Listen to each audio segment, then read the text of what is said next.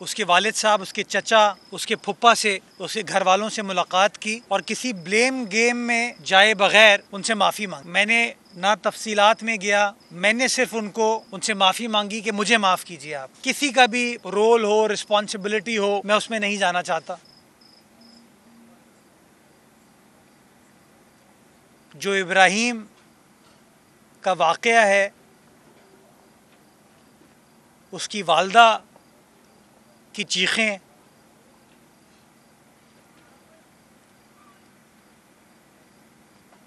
वो मेरे पास अल्फाज नहीं हैं उस हवाले से। बहैसियत वालिद के मैं उनका दर्द के बारे में सोच सकता हूँ, लेकिन उसके वालिद साहब, उसके चचा, उसके फुप्पा से, उसके घर वालों से मुलाकात की और किसी ब्लेम गेम में जाए बगैर उनसे माफ़ी मांगी। मैंने ना तफसीलात में गया, मैंने सिर्फ उनसे माफ़ी मांगी कि मुझे माफ़ कीजिए आप। किसी का भी रोल हो, रिस्पॉन्सिबिलिटी हो, मैं उसमें नहीं जाना चाहता। मैं सलाम पेश करता हूँ उनके जज्बे की और माफ़ी का तलबगार हूँ। सारी शहर की इंतज़ामिया, हम सब जितने भी लोग हैं जो हुकूमत से मुंसलिक हैं, हम सब मुआफ़ी के तलबगार हैं। मैंने तकरीबन कोई 50 मिनट उनके साथ गुफ्तगू। जो इब्राहीम का वाक़या है, उसकी वालदा की चीखें,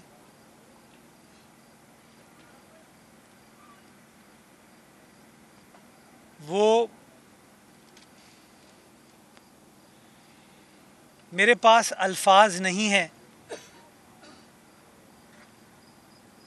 उस हवाले से। बहैसियत वालिद के मैं उनका दर्द के बारे में सोच सकता हूँ, लेकिन जो तकलीफ़, जो कर्ब वो ख़ानदान महसूस कर रहा है, अल्लाह ताला उनको सब्र दे। मैंने अब से कुछ देर कबल शाह फैसल कॉलोनी में उनके घर पर गया। मरहूम इब्राहीम के दादा, उसके वालिद साहब, उसके चचा, उसके फुप्पा से, उसके घर वालों से मुलाकात की और किसी ब्लेम गेम में जाए बगैर उनसे माफ़ी मांगी। मैंने ना तफसीलात में गया, टॉक नहीं की, क्योंकि मैंने मुनासिब नहीं समझा कि जिस कर्ब से वो लोग गुज़र रहे हैं, जिस तकलीफ़ से वो गुज़र रहे हैं, मैं उनके घर के बाहर ये प्रेस कॉन्फ्रेंस करूं। और इसलिए वहाँ किसी दोस्त ने, मैं गाड़ी में बैठ रहा था, सवाल पूछा कि जी मेयर साहब आप भाग क्यों रहे हैं। तो मैंने यही कहा था कि पहले टाइम आप लोगों को दिया हुआ था, यहाँ पर गुफ्तगू करूँगा और आपको जो भी तफसीलात हैं वो शेयर करूँगा। इस हवाले से आज सुबह वज़ीर आला सिंध ने इजलास मुनक्किद किया और ये सारी तफसीलात मैंने ख़ानदान को बताई हैं, उनके घर वालों को बताई, जिसमें चंद फ़ैसले किए हैं, इंक्वायरी होनी है। जो कुछ भी मीडिया के ज़रिए तफसीलात आई थी, जो कुछ भी मुख्तलिफ़ डिपार्टमेंट्स ने अपनी अपनी तफसीलात दी थी, उसके बेसिस के ऊपर हमने चंद फ़ैसले किए हैं।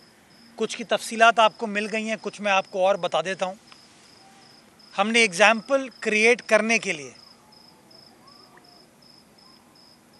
और उसकी भी तफसीलात दूंगा कि क्यों ये एग्ज़ाम्पल क्रिएट किया जा रहा है, जो सेवरेज कॉरपोरेशन का, कराची वाटर सेवरेज कॉरपोरेशन का कंसर्न इंजीनियर था, उसको सस्पेंड किया है। जो केएमसी के कंसर्न सीनियर डायरेक्टर हैं, उनको सस्पेंड किया है।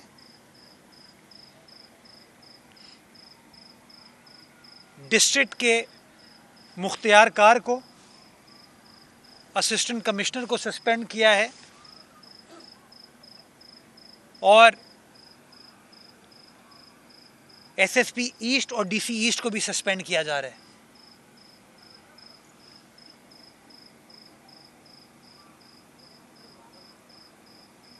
टारगेट हमारा ये है कि जिस किसी से गलती हुई है तो गलती को तो माफ़ किया जा सकता है, कोताही ना हो, और ये एग्ज़ाम्पल सेट किया जा सके कि मुस्तकबिल में इस तरह के वाक़यात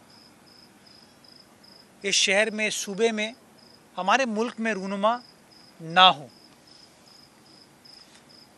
आज उनसे गुफ्तगू करने का मकसद ये भी था कि जो मुख्तलिफ वर्जन्स आए हुए थे, क्योंकि हर शख्स, आप मीडिया को भी देख रहे थे, कोई कह रहा था ये मैनहोल कवर है, कोई ड्रेन कह रहा था, हुआ क्या उस रोज़, उसको समझने की भी ज़रूरत थी।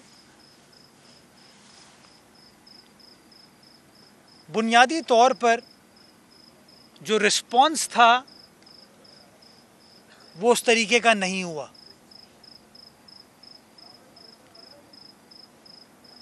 डबल 122 का अमला पहुंचा ग्राउंड पर, ये हमारे सिटी वार्डन्स पहुंचे ग्राउंड पर, लेकिन काम नहीं कर पाए। करीब में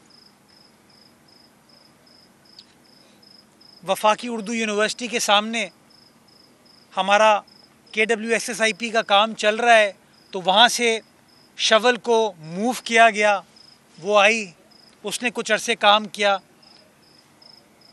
लेकिन वो काम नहीं कर पाई। फिर एक और इस तरह का डंपर इस्तेमाल किया गया काम करने के लिए। बुनियादी तौर पर 12, 13, 14 लोग खड़े हुए वहाँ पर। जो मैंने आज ख़ानदान से बात की, मैं इसलिए कह रहा हूँ, और वो ऐसी वहाँ पे एक सिचुएशन क्रिएट हुई जिसकी वजह से वो जो रेस्क्यू का काम था वो उस तरीके से नहीं हो पाया। ऐसा होना नहीं चाहिए था, और इसीलिए पुलिस को, इंतज़ामिया को भी इस हवाले से कार्रवाई की जा रही है, बिकॉज़ हमारी ज़िम्मेदारी है बहैसियत हुकूमत लॉ एंड ऑर्डर को मेंटेन करना। अगर कोई 12-13 लोग हैं जो रेस्क्यू के काम में खलल डाल रहे हैं, कोई नारेबाजी कर रहे हैं, उसको रोकना हमारी ज़िम्मेदारी थी, और शायद वो सही तरीके से सरअंजाम नहीं दी गई।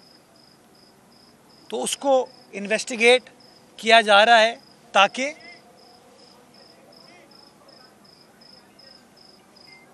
ऐसा एग्ज़ाम्पल सेट कर सकें कि कल को इस तरह की चीज़ ना हो।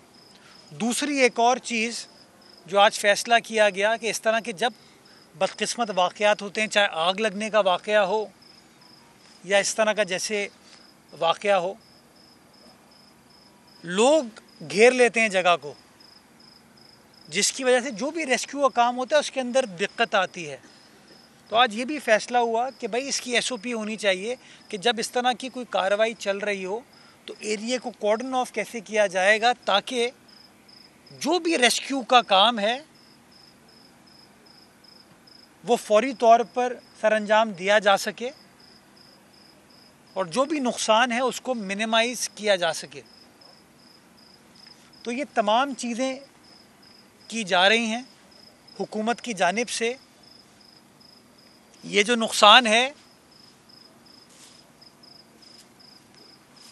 अफसोसनाक, दर्दनाक, शर्मनाक, जो मेरे पास अल्फाज नहीं है इस हवाले से।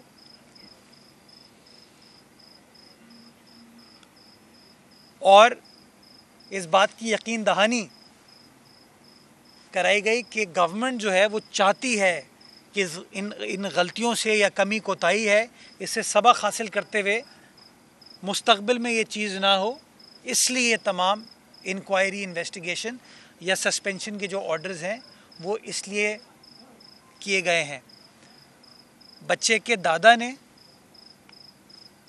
या उसके ख़ानदान ने चंद और शिकायत इस हवाले से मुझसे की हैं, जो वो समझते हैं कि अगर उस मामले को भी देखा जाए तो शायद वो जो मुआशरे में कहीं हिस्स छुप गई है उसको हम उजागर करने में कामयाब हो पाएँ। तो उसको मैं एक बार चेक कर लूँगा, वेरीफाई करूँगा, उसके बाद इंशाअल्लाह उसकी तफसीलात आप दोस्तों के साथ शेयर करूँगा। और जिस किसी का वो ब्लेम गेम जो सारा चल रहा है ना, मैं उसको बालाए ताक रख के मैं कहता हूँ जी मैं माफ़ी मांगता हूँ, मेरी गलती है। मैं कुछ कहूँगा, जवाब में कोई कुछ और कहेगा, फिर कोई और कुछ कहेगा। मेरा ये मानना है कि एज़ मेयर मैं कामयाब नहीं हुआ, जिसके लिए मैंने आज आपके सामने बरमला सारी कौम के सामने भी नदामत का इजहार कर रहा हूँ और उसके घर वालों के सामने भी इजहार किया है, माफ़ी मांगी है। अल्लाह ताला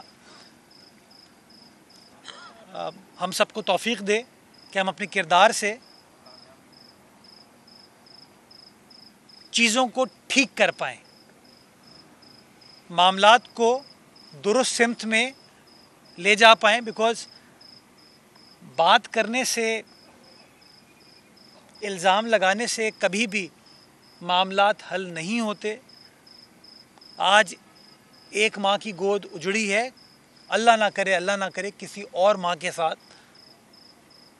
किसी और बहन का भाई उससे इस तरीके से ना बिछड़े। कोशिश है कि इन चीज़ों को ठीक करें और ये एग्ज़ाम्पल सेट करें कि रिस्पॉन्स जो है रियासत की जानिब से, रिस्पॉन्स जो है हुकूमत की जानिब से, इंतज़ामिया की जानिब से, वो प्रॉम्प्ट होना चाहिए, वो अप्रोप्रिएट होना चाहिए, ताकि मुस्तकबिल में इस तरह की परेशानी किसी और को मोल ना लेना पड़े। बहुत शुक्रिया।